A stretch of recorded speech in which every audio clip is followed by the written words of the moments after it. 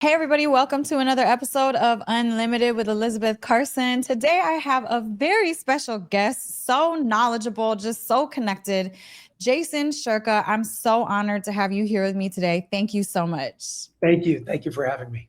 Yes, Jason. Okay, so we're going to dive right in because right before this, you were telling me about how you were on a 21-day fast, which blows my mind because even a day, 2 days, 3 days, it's very hard for me. So how are you feeling and what day are you on? And just, So I'm feeling great. I'm on day 15 right now.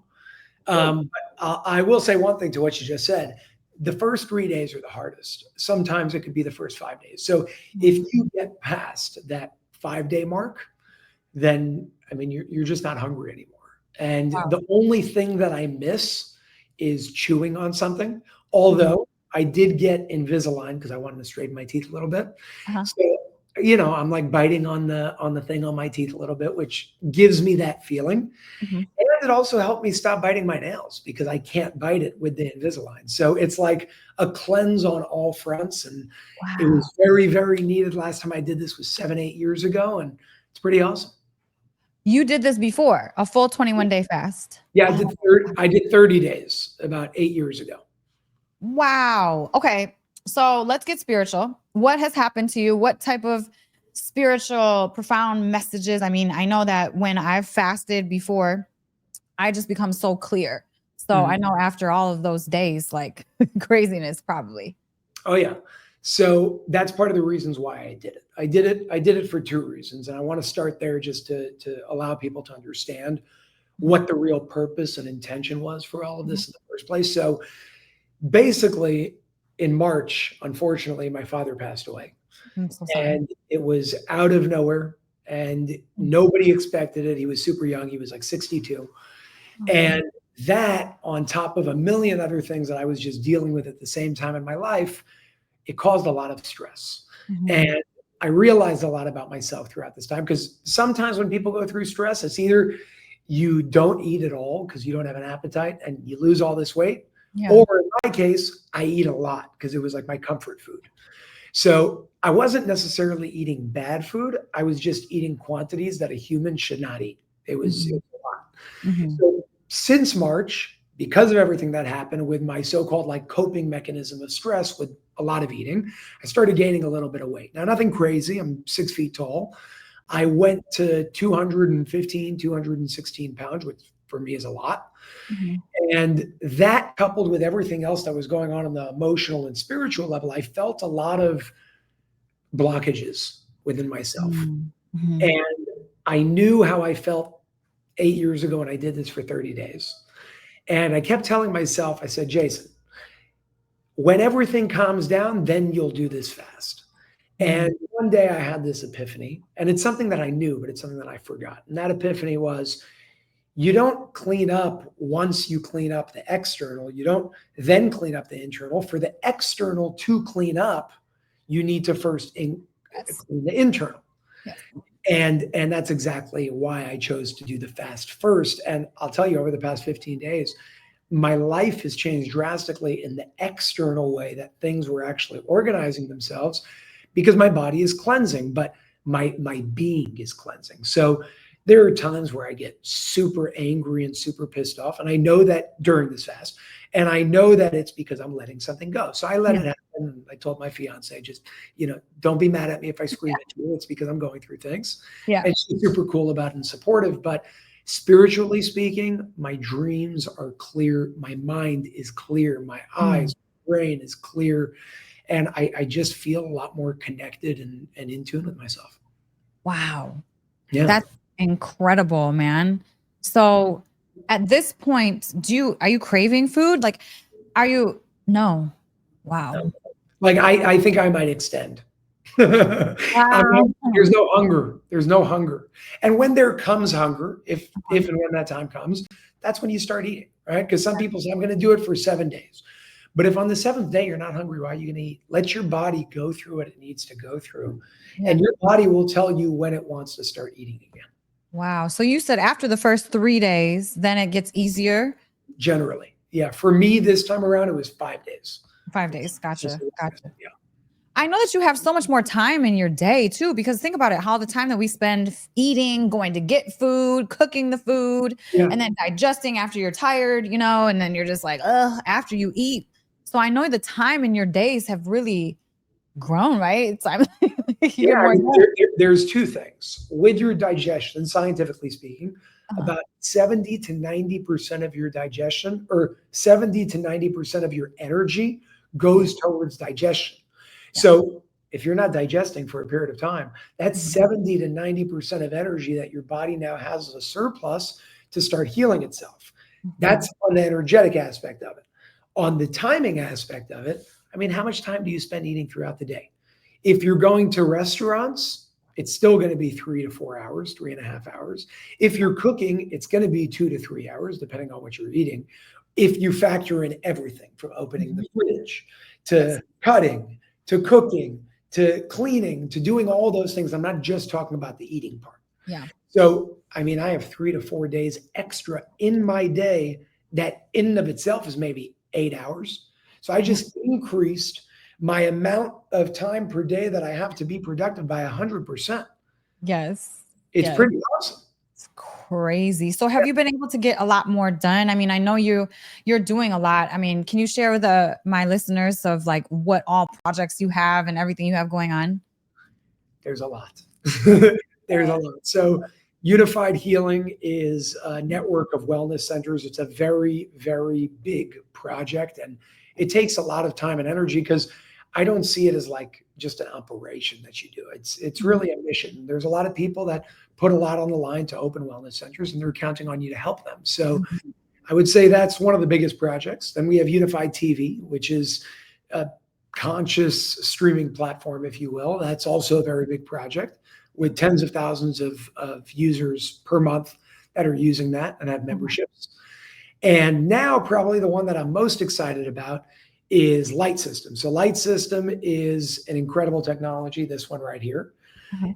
And it's just phenomenal in terms of what it's doing. My Mhm. goal, although I'm not a part of the business in any way, I like raising awareness for things like that. So I'm more so the voluntary spokesperson for this technology. And it's pretty incredible seeing, how many people are benefiting from that. As a matter of fact, my dog is in the hospital right now for reasons we could speak about if you'd like. But when she comes out of the hospital from what she's dealing with, we're going to be putting her around this technology so she could sleep around it for as long as she needs to heal completely. And I look forward to sharing that story with everybody as well. Yes, yes. Can you dive into what the light system is? Is it photobiomodulation or is it something different? Can you go into what exactly it is? Yeah, yeah. So it's multiple modalities and techniques stacked on top of one another, none of which are new or original. Meaning, if you were to ask the inventor, his name is Robert Religa. If you were to ask the inventor, Robert Religa, what is this technology? The first thing he's going to tell you is, first and foremost, this is not new. This is 4,000 years old. Mhm. He just took what is thousands of years old and built it into a more modern way of using technology, in this case, computers. So he's a computer programmer. That's what he does. That's his passion coupled with spirituality. And his intention was never to focus on, healing physically. That's not what his life is about. Mhm. His life was more so focused on, he's this programmer and he also loves meditation, but he Mhm. didn't like the amount of effort that you needed to put in to dive into and expand on TM, transcendental meditation. Yeah. So he wanted to create a technology using the foundations and the fundamentals of TM, transcendental meditation, and using his understanding of computer programming, build it into a software. And that's what the light system is. So on one hand, multiple different modalities stacked on top of each other. On one hand, you have simple color therapy, biophotonic therapy. So think red light therapy, but more expanded, full spectrum light therapy, red, orange, yellow, green, blue, indigo, violet, so on and so forth. So Mhm. you have your full spectrum. Each organ in the body has an optimal frequency that it operates on. So Mhm. your heart has a different optimal frequency than the brain. The brain has a different optimal frequency than the liver, and so on and so forth. Yes. And colors measured in nanometers can be converted into different frequencies. So that's where color therapy comes Mm, gotcha. I remember. So I have sat next to one of these for quite a long time. And I just remember feeling very connected to myself more so than normal. And I remember my workflow. So I was so focused as it was sitting next to me. Like, I don't know, my focus just got sharper and clearer. So in. can you explain how did that happen? Like, was it waves that were hitting me? I mean, I wasn't even seeing the colors, it was Yep. just, it's like behind me. So So that will bring us to another stack of what the technology is doing, which is very simple, but very interesting. So Dr. Masaru Emoto, yeah, yes? yes. So for anybody who doesn't know him, Dr. Masaru Emoto, Japanese scientist, no longer alive with us in physical form today. But in the 90s, he had this hypothesis. And his hypothesis was, is it possible for my words, my emotions, my thoughts, my beliefs to impact my environment around me? And everybody looked at him and they said, Doctor, you're crazy. You can't do something like that. If you're going to impact your environment around you got to touch it. And he said, well, you might be right and you might be wrong. Let's do a test and let's see. What he did, took, and I'll simplify this, he took 2 glasses of water, controlled water, same water. Yes. And in this glass of water, he did a lot of negative or bad things to it. So he said, I hate you and you're ugly and, all these bad things. And in this cup of water, he did the opposite. He said, I love you and I forgive you and you're beautiful and so on and so forth. Mm-hmm. So we'll call this cup the bad cup and this cup the good cup. Same water, different emotions, affirmations, and intentionality expressed towards each. He then took the water and he froze both cups with the water in it. Uh-huh. And he looked at each glass of water under a molecular microscope. Mm-hmm. He wanted to see if the molecular formation of water in each glass changes based off of how you speak, feel, or think towards it. Mm-hmm. And everyone still said, Doctor, you're crazy. That's not going to work. Yeah. But what he found was insane. He found that every single time he had negative intentionalities towards the water, it would create a distorted molecular formation of water. Mm-hmm. And every single time he had a positive intentionality towards water, it created a coherent and structured formation of water, molecular formation, almost like a snowflake. Yeah. Now, why is that important? Because we as human beings are made up of over 70% water. And we as human beings made up of over 70% water are electrical beings. So electricity and energy moves through those pathways of water. And if that water has a distorted structure, well, guess what? Energy doesn't move. It gets stuck. That's what a dis-ease is. That's what people call disease. Yes. But if you have coherent, structured formations of water, pathways of water, then the electricity and the energy moves in a much more coherent and flawless way, effortless way. That's called ease, otherwise known as health. So we could talk about health on the level of physical health, like, cancer, heart disease, all the way to more emotional things and mental things like bipolar and schizophrenia and anxiety and depression, all the way to why you are more productive. When you have more flow in your body, things move faster. You think faster, you move faster, you operate in a more efficient way. And that's part of the reason why you experience what you're experiencing. Yes. I love that you talk about this because I talk about it all the time, like your lymphatic system, the flow of your water, the fluid inside of you is so important. And when that's stagnant, you're stagnant. You're going to feel stagnant. Your body's going to look like, just worn down. And it's just, man, once you get that water going inside of your body and even structured and formed correctly, you feel completely different and totally connected. Yeah, it's a whole different ballgame. Yes, absolutely. So speaking about health, Jason, we touched on this too at the very, beginning, before we got on here. And what do you think, what do you think about how the health system is kind of manipulating people these days? I totally forgot to add one thing to close up what we just said. What you're looking at on the screen are positive affirmations. Oh, that's what that is. It looks like a code, but they're actual positive affirmations encoded in a different font, and that's what you're synchronizing with. So just to finish that up, but let's go into your question. Can you ask it one more time?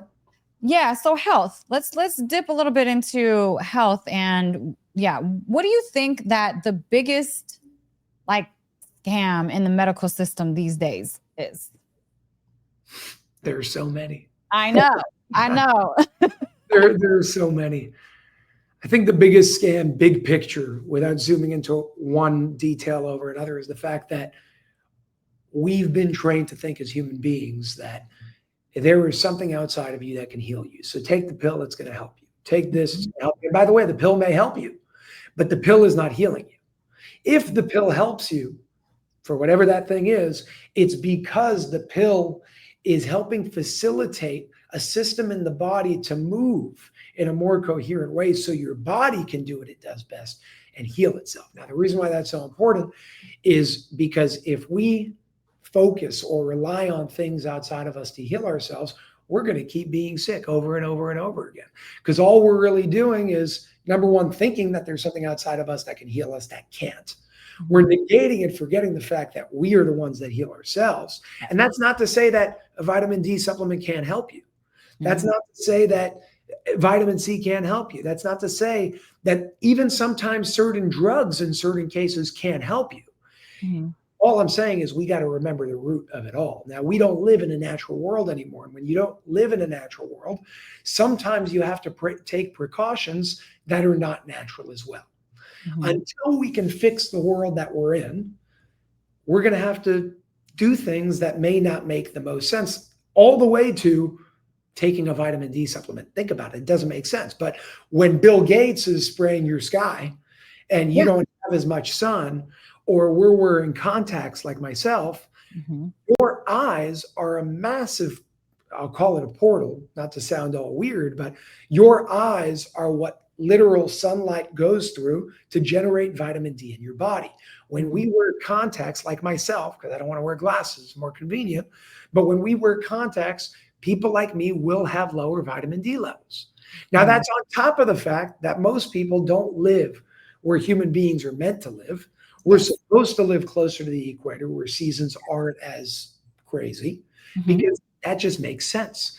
But when you live in somewhere like, New York, or if you go to like Iceland or Norway, you're going to have very, very low vitamin D levels and probably be sicker.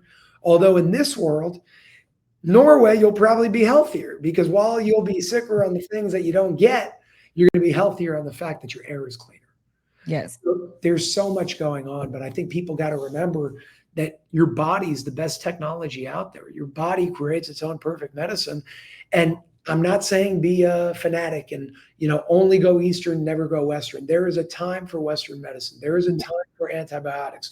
There is a time to nuke the body, but that is all the last resort. If it's between nuking the body or death, nuke the body. Yes. Definitely nuke the body, but don't do that as the first thing. I know. Yes. Same page. Literally. Same page. I refuse to take an antibiotic if I'm literally not dying. Like, I had a staph infection. It almost killed me. I was in the hospital for 10 days. You need antibiotics. Yes. Fine. That saved my life. Yes. But if you're dealing with like a little thing, don't go and take antibiotics. Like, have lemon and ginger.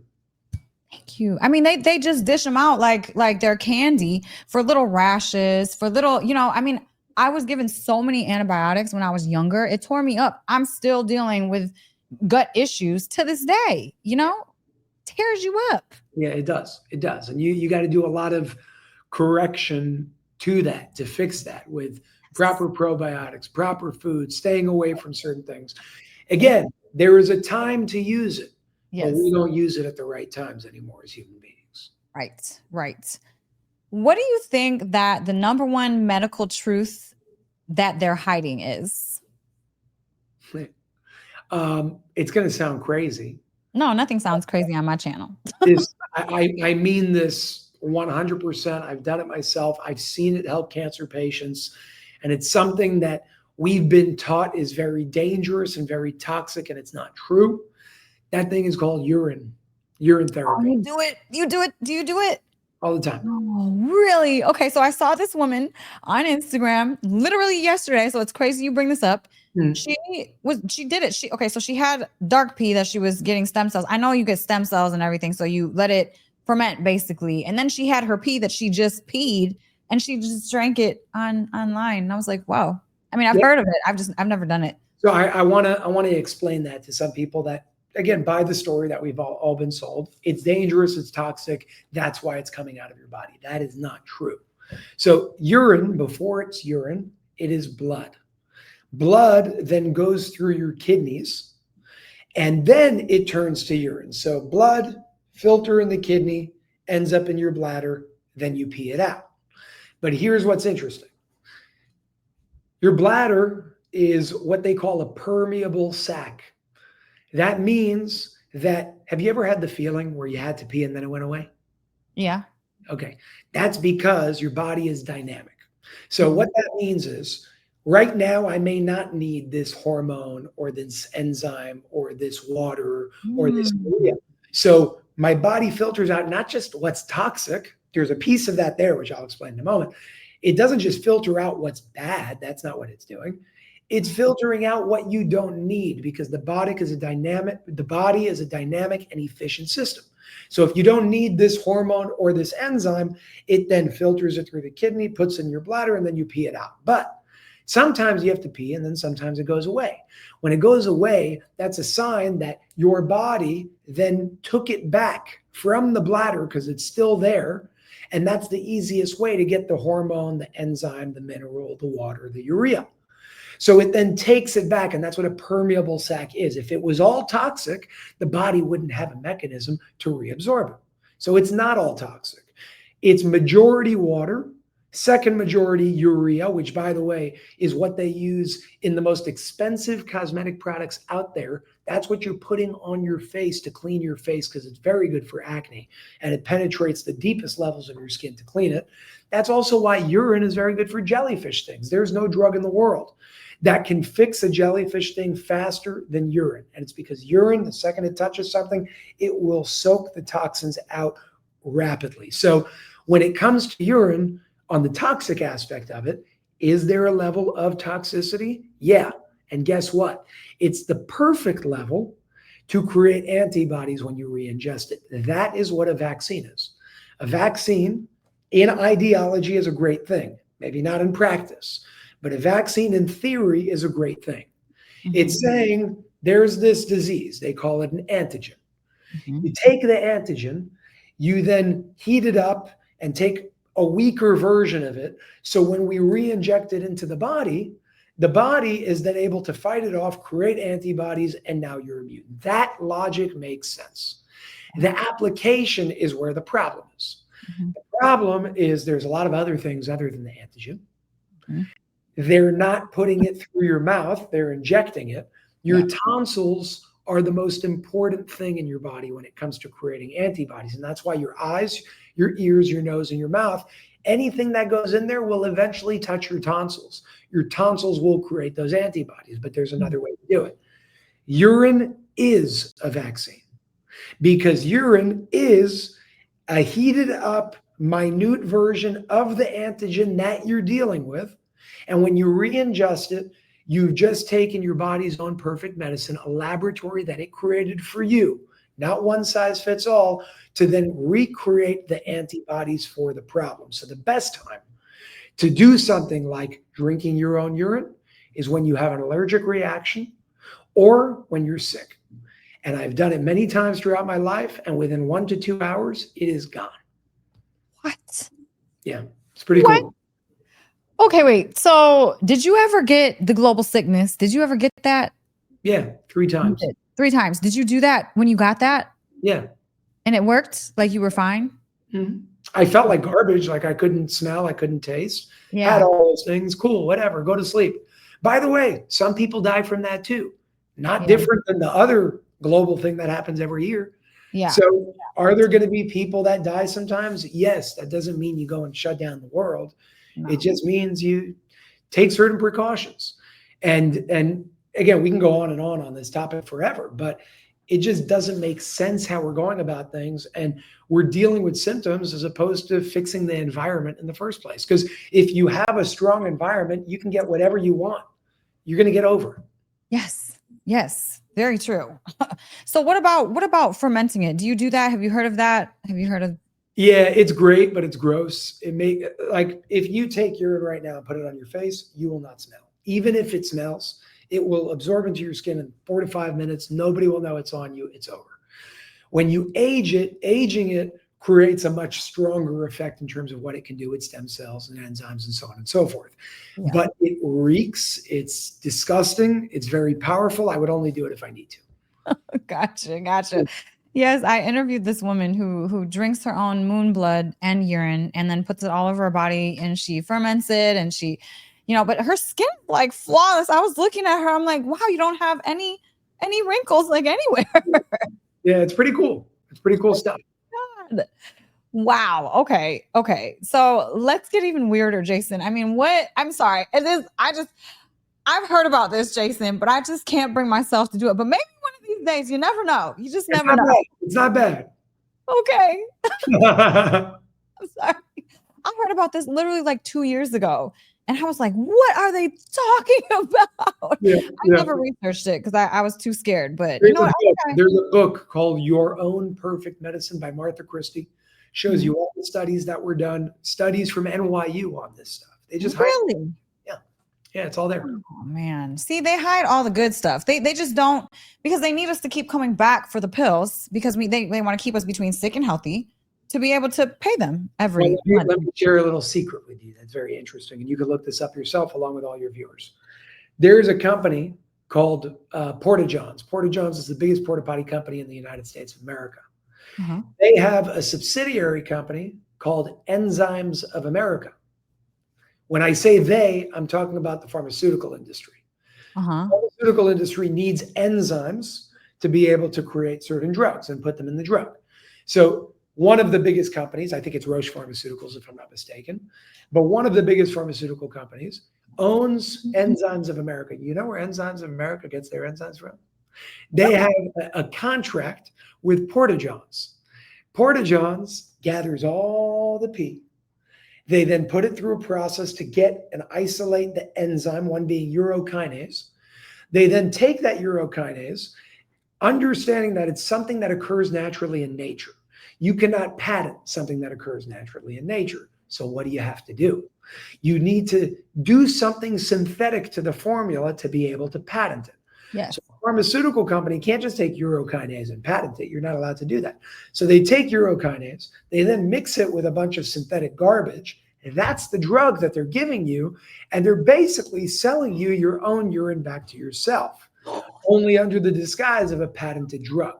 So they're allowed to do it. There's nothing illegal about it, but people don't know this. So they take the drug. The only reason that drug works is because of the thing that was natural in the first place.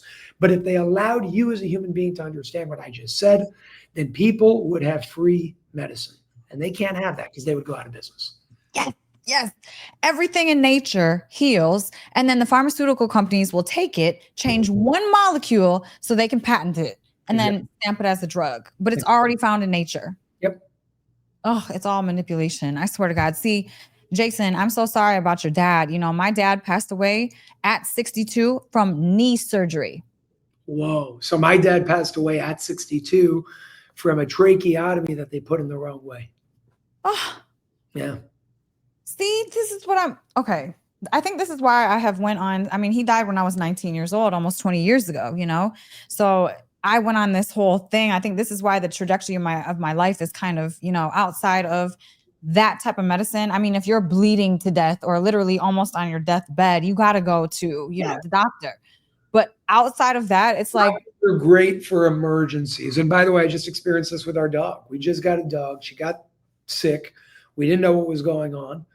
And it's like they had no idea what was going on. Now, we really had to go because she couldn't breathe and it's an emergency. Yeah. But beyond that, like I'm there every day in the hospital. I'm talking to the doctors, asking them questions. They're like, oh, what kind of doctor are you? I'm like, I'm not, buddy. But the fact that I know more than you is very, very scary. Yes. That's what I'm saying, though. That's what I always try to teach people. It's like you should not let anyone outside of you know more about you than you know about you. You know what I'm saying? I mean, I haven't gone to the doctor and I can't even remember how many years at this point. And I've not gotten sick. You know what I'm saying? It's because I look into all the things that can prevent sickness. 100%. That's what it's about.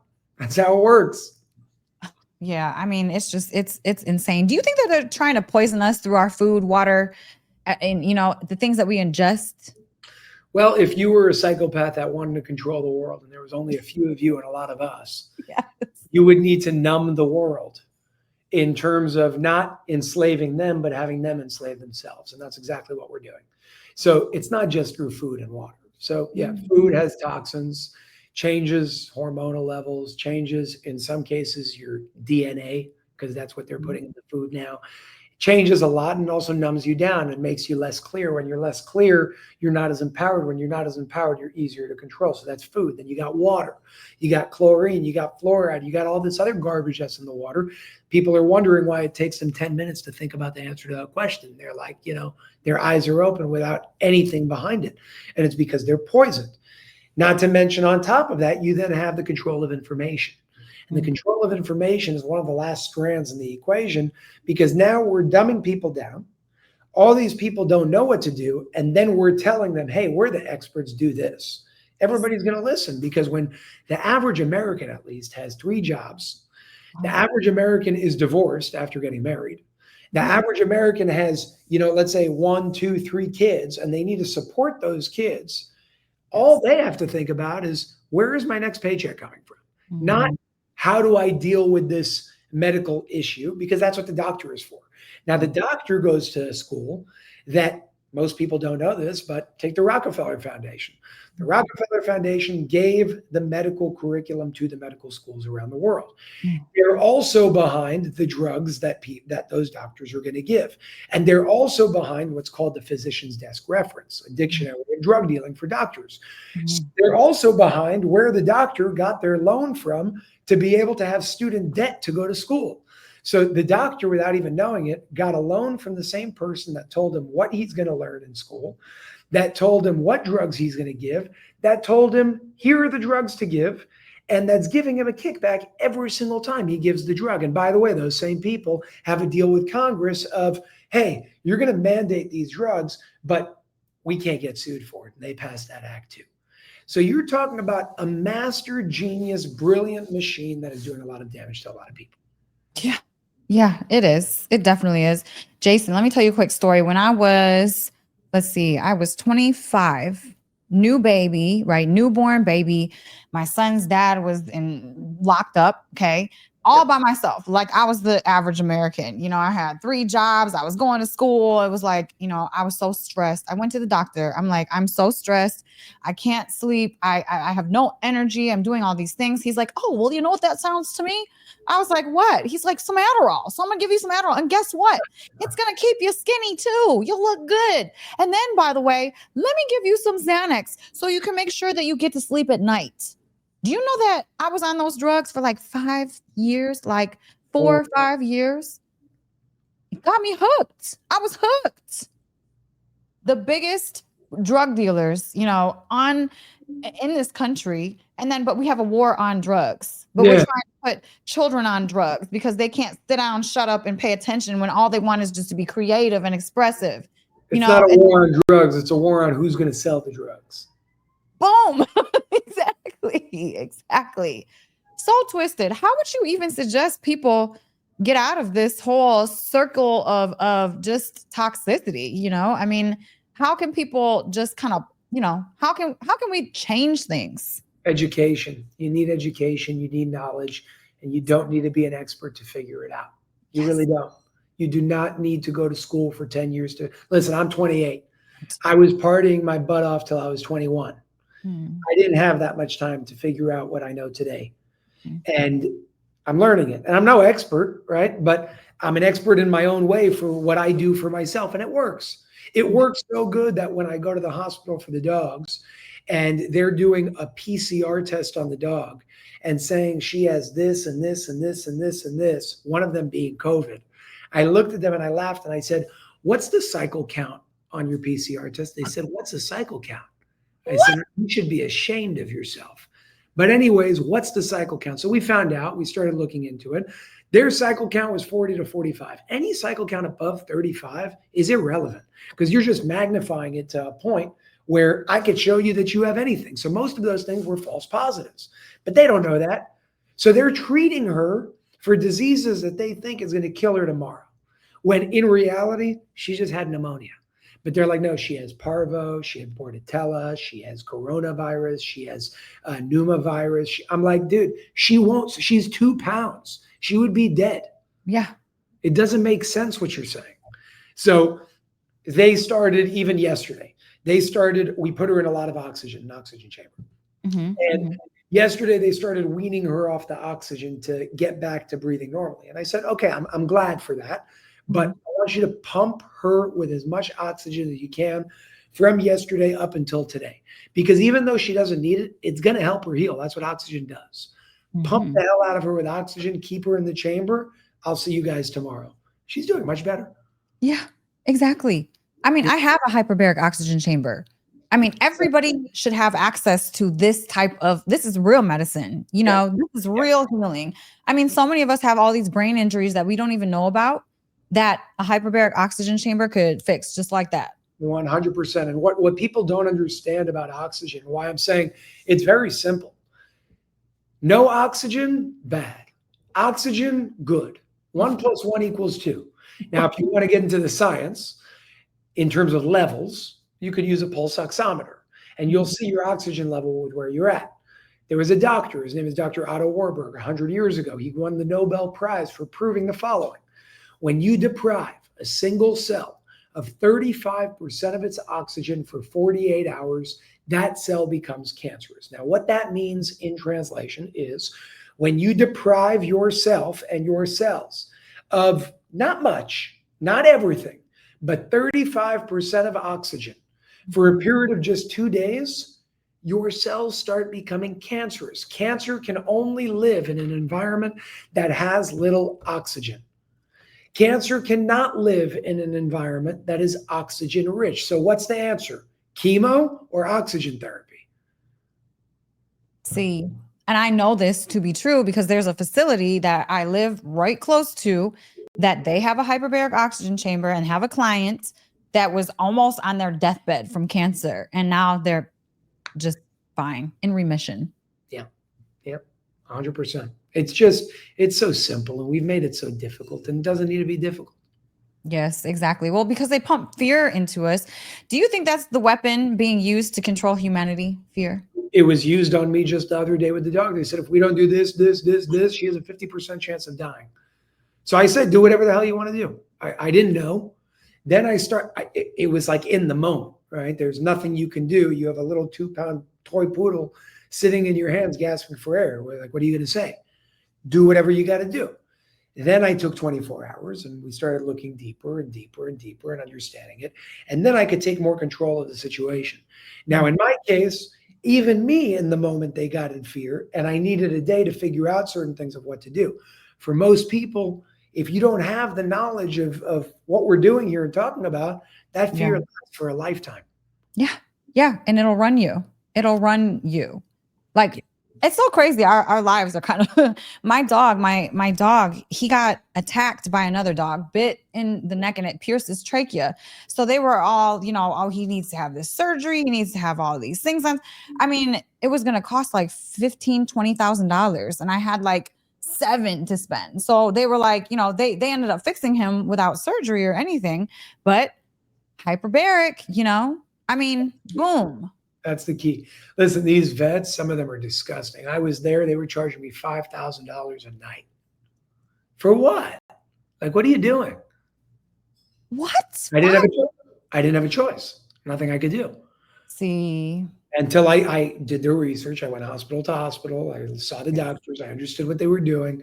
Yeah. Me and Noah, my fiance, had like a full course in emergency animal hospitals in a period of 24 hours to figure out what to do next. Ridiculous. And I told him, I said, what if somebody doesn't have the money to pay? Like, what do you do? Like, well, let them, like, it's messed up, man. It's messed up. I remember being there. I was like I think with animals, people have a different feeling towards animals than they do even humans, because it's like, there is no resentment towards a dog or like an animal. You know what I'm saying? Especially it's shattering. Baby, like, she's 10 weeks old. She's 2 pounds. She's the cutest thing. Look, this is her. Like, she's the cutest thing in the world. Oh, So like, what are you doing? But whatever, we thank God got it taken care of. It was a big learning lesson. yeah. And it just showed me it's not just in humans we got this medical problem, it's in animals too. Yes, yes. Do you think that, whoever is in charge here, do you think that they're controlling us in other ways other than the medical system, other than the food, water? I mean, what other ways are they kind of, controlling our consciousness? Music. Mm, Music is tuned to a frequency of a harmonic that can actually hurt you. In the United States, the general frequency harmonic for music from big record labels is 440 hertz. That's a distorted frequency. So that's a very big piece of it. Radiation, when it comes to different networks like fifth generational technology, people think 5G is like 5G just stands for fifth generational technology. And by the way, it is faster, it is better, not for you, for the speed of mhm, the phone. mhm. So there is nothing that we can look at right now around us without it being toxic.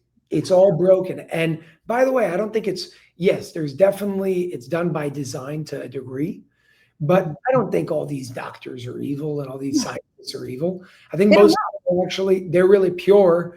They just don't know certain fundamental laws.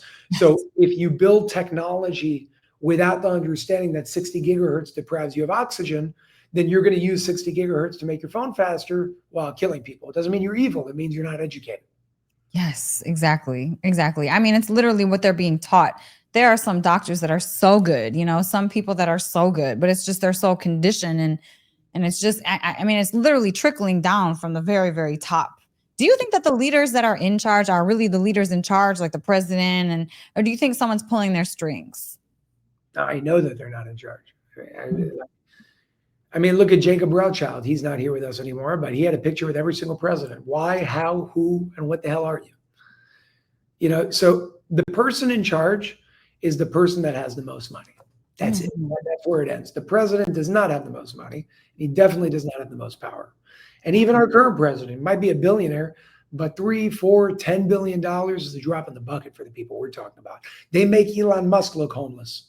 Mm, mhm, mhm. Talk Yeah. about really wealthy people. It's not just about the level of money they have. It's the control and power they have over different industries. Yes. And if you don't do what they say, well, you might not be here tomorrow. That's called a mafia. Yes. Yeah. Oh my God. I wondered how much faith do you have that things will turn and shift? And what do you think people have to do to change the world? So there's two questions and answers going on at the same time. On one, do you have faith that we will change and we will get to a better place? But I feel that that question is asked with the assumption of, and maybe it is, maybe it isn't, but will we get through this as human beings? And my answer is yes and no. We're definitely going to get to a point of the world being a much better and purer place. Mhm, But we're also definitely going to have a lot of people dying on the way.